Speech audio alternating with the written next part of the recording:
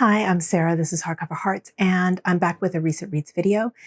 So let's get right into it because I have a few to talk about, and I don't want this to be super long. The first book is by an author that I don't know why she's not more well known in the United States. I think she's better known in the UK. I suspect it's because her milieu it tends to be kind of the domestic, family, more family life, women stories. And she doesn't have a particularly rich craft or stylistic approach to writing. But her work is just really honest. It feels very authentic. It's very thoughtful.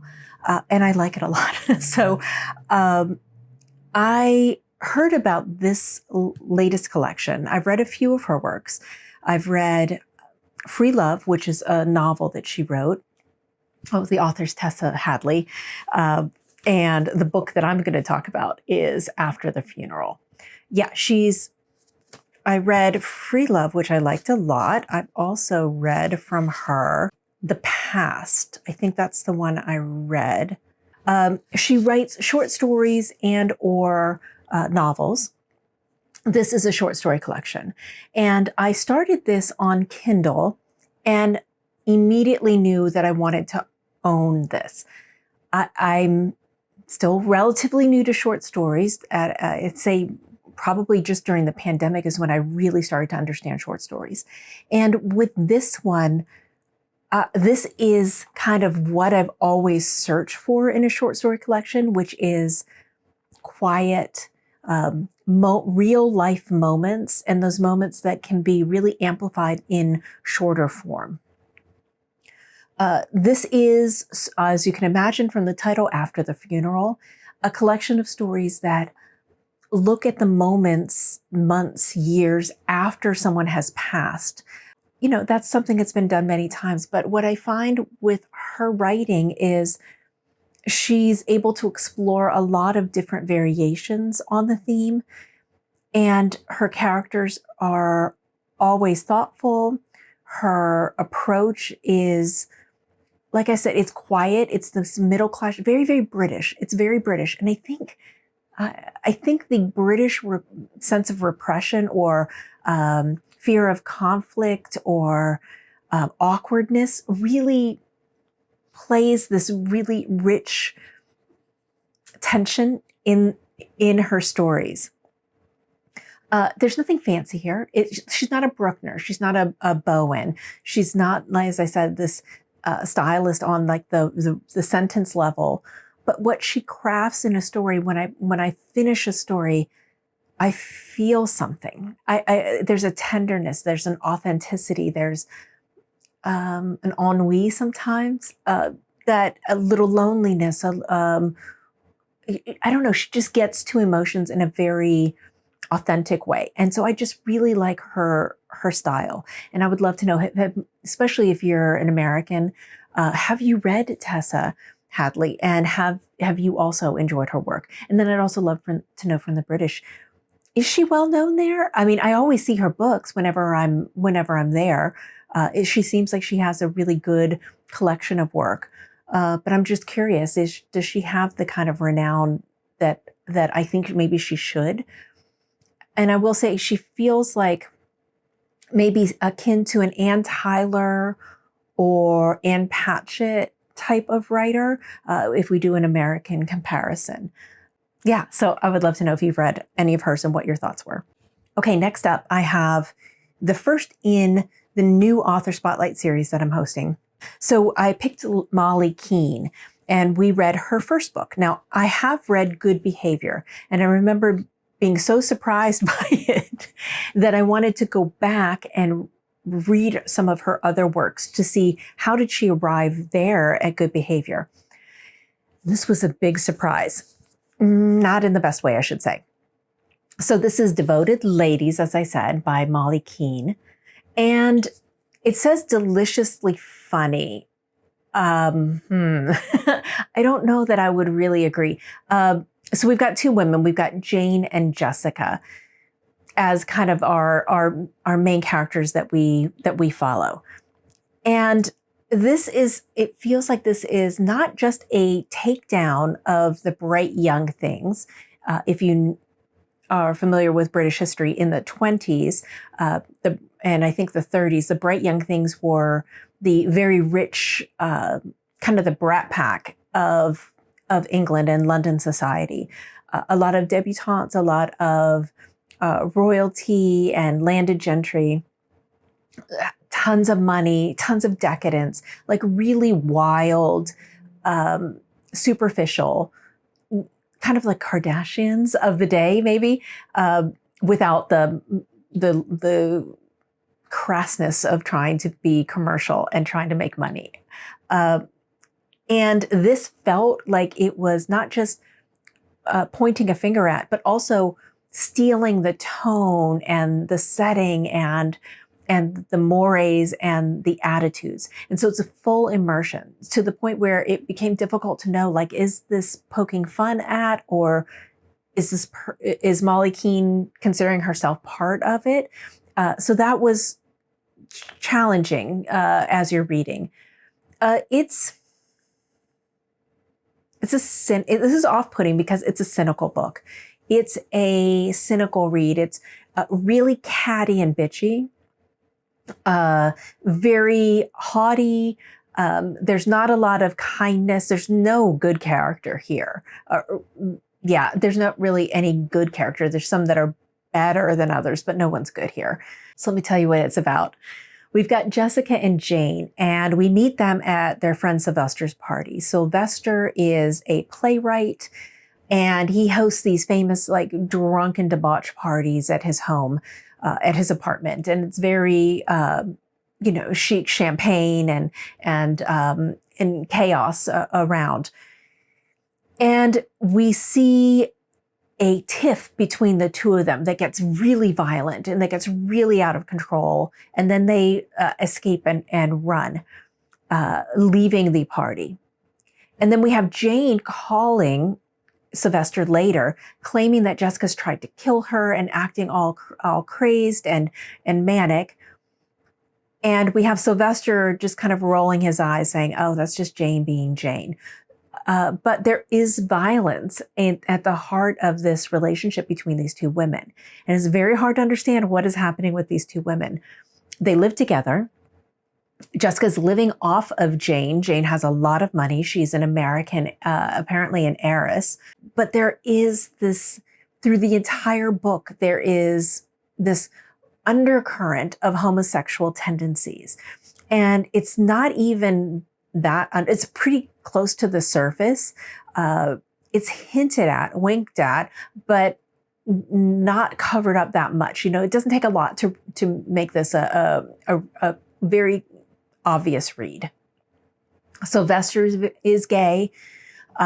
We have Jane and Jessica, who their intense emotions read as jealousy and attachment, dependency, codependency, and a domestic violent type of relationship. Jane actually that night got very, very sick with alcohol poisoning and was told that she had the convalesce. She had to take to her bed. And so Jessica is the nursemaid, which is, very disastrous. There's a man that she met at the party, that Jane met at the party, the reason that for the crazy eruption of violence at the party, because Jane was kind of flirting with this guy, George.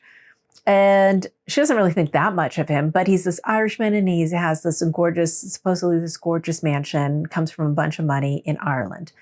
And Jane becomes obsessed with going to Ireland. She tries to manipulate Jessica into agreeing to convalesce. Why am I even trying to say that word? To finish her recovery in Ireland. Sylvester has a family in Ireland, so she makes this plan to go to Ireland and surprise Sylvester and have a day trip and see him in his family's home with his two sisters. So all of the action moves from London to Ireland, and we meet Sylvester's two sisters. One is Hester, and the other is the saddest name. They call her Piggy, and trigger warnings for all of the cruelty, fat phobia, horrible, horrible taunting and teasing of this character. Like I said, this is a cruel book.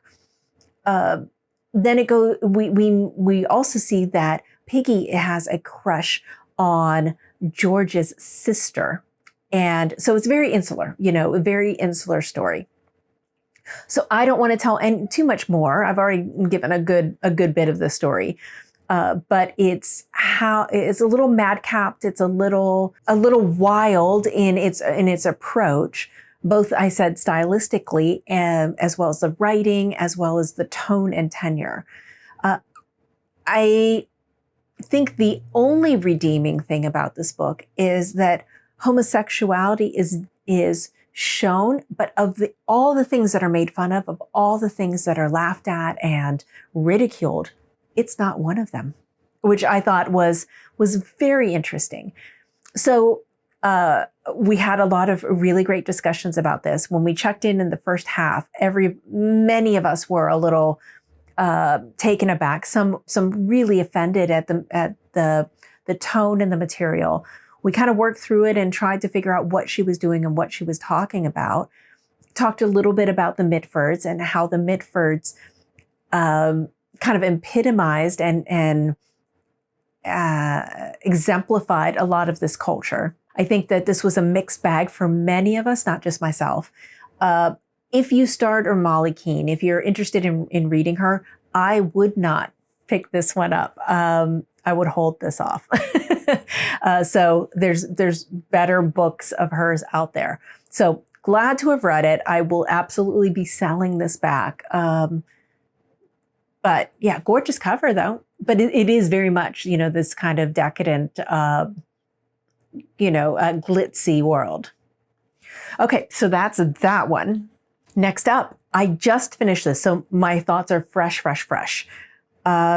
This is a book that I picked out on Kindle. This was part of the Booker International shortlist, I think. I can't remember if it made the shortlist, but it was definitely on the long list.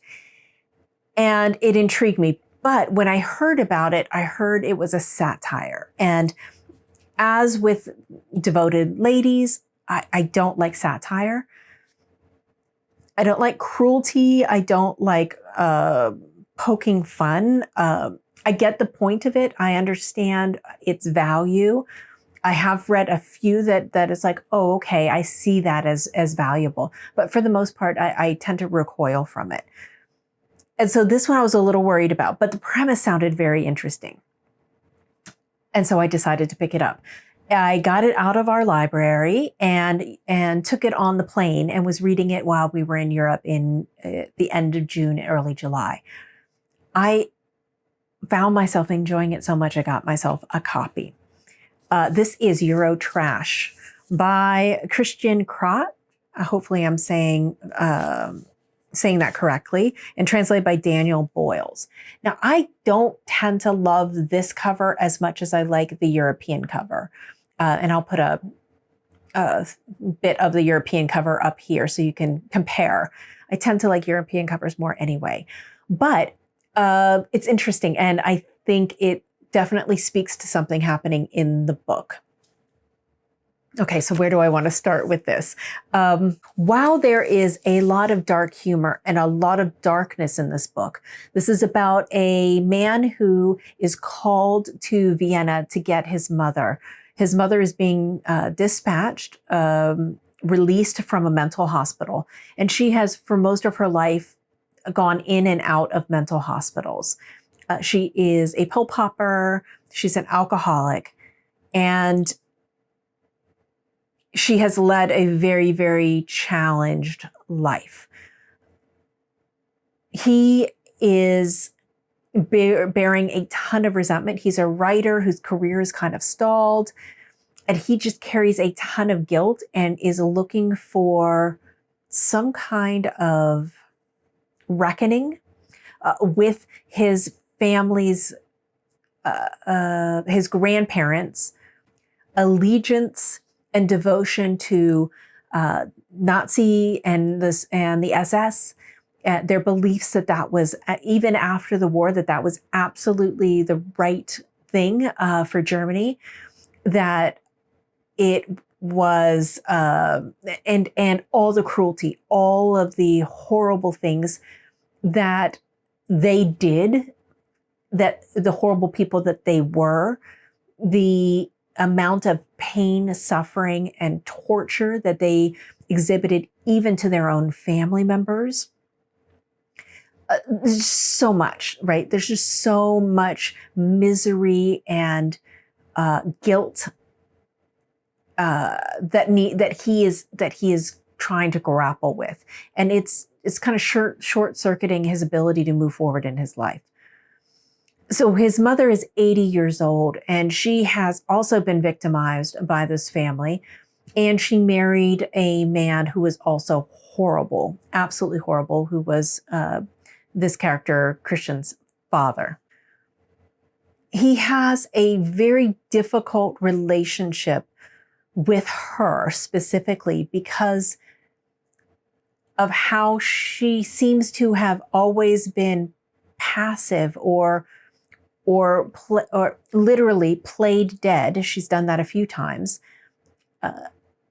as maybe a means of avoidance, including going into checking herself into mental hospitals when she may not be mentally ill, which speaks to deep fear, deep trauma that's been done to her. But it seems that these stints in these mental hospitals have not really helped her. She hasn't really gotten therapy. She's just been sedated, which, if you think of My Year of Rest and Relaxation from Ottessa Moshfegh, a lot of parallels that I felt between those characters of the mother and the young woman in that book. With this, he goes to pick her up, and he really doesn't have a plan. He doesn't really know what he's going to do. And that leads to a lot of shenanigans, a lot of very bizarre circumstances and situations, because they are filthy rich, disgustingly wealthy. And he wants to shed this wealth as a means of cleaning himself. And so he tries to convince his mother to give away a lot of the money to random people that they see in all sorts of things. So he has an agenda, but she also has an agenda of what she wants and what she wants out of this trip and this relationship. I found this to be really astute, really painful, at times really funny, a little outlandish. But there's, I think what makes this different than something like A Devoted Ladies, which is also satire, is that there is this desire to be better. There is an understanding of what's wrong and what's right, and a desperation to be on the other side of all of this trauma and all of this pain. That it's kind of like a calling, like a purity, and I loved that. This was such a surprise. I think there's a lot. This isn't very big. Let's see, how long is it? This one is 190 pages. It might be a good read for Shorty September. I think under 200 pages fits Shorty September, I think. But yeah, I would love to know, have you read this and what your thoughts were? I also thought that placing it not in Germany, but in Vienna and Switzerland, and looking at Swiss culture and Swiss accountability with all of the money and the neutrality as a way of also of avoidance. Very interesting, very interesting. Yeah, so I would love to know what were your thoughts. This is why I'm so glad for the Booker International list, because I never would have picked this up and would never even heard of this book were it not for that list. Then I did on audio the next book, and this is The Cafe with No Name by Robert Seethaler, translated by Katy Derbyshire. I have read A Whole Life by him, and I think I'm going to go back and revisit that because I think the softness and the quietness and the calmness of his writing kind of passed me by a little bit. I didn't recognize it. I didn't see it as the powerful, wonderful type of experience as I really should have. This is a lovely, warm story of community, of a very unusual, very unlikely community with unlikely characters. So we have Simon, and Simon is, just works this, really lame job. He's just kind of surviving. And he's always had this dream that he sees himself behind a counter of his own cafe. He doesn't really dream any further than that. It's a very specific goal and a very specific dream. And so when a cafe becomes available, he decides that he's going to quit his job and he is going to open a cafe. And when I say that he has no real plans other than that, I mean, even so far as the name, he doesn't even, and so it becomes The Cafe with No Name. And this space kind of attracts, and this is in Vienna in 1966. It's in the summertime that we're reading this. And he attracts a strange bevy of people, just an unlikely grouping of people that seem to congregate, and we meet a full community. And so really the story is the life of a cafe with all of these people coming and leaving it. And so it's very much centered here in this space with these characters revolving in and out. And there's a sense, this is set, because it's set in Vienna, the Vienna cafes are very grand. This is not a grand place. This is kind of a shoestring. It's kind of a, I don't know, taped together, random, just whatever works for the people and the place is what happens here. And I think the quiet ambitions that this man has and the wild stories of the people that are all around and their dreams and goals and the connections that are made was really warm and tender. And I enjoyed it very, very much. Like I said, it's making me want to go back, not just and revisit A Whole Life, but also look at some of his other books, because I sometimes you just need a tender, good, warm-hearted read. And I don't want it to be cloying. I don't want it to be sentimental and, trying to pull at your heartstrings. I just want it to feel authentic, feel kind, and drawn with a sense of compassion. And that's definitely what appears here. So yeah, I liked it very, very much. So I'd love to know, have you read any of these? What were your thoughts? And I will look forward to seeing you again very soon, hopefully. Thanks. Bye.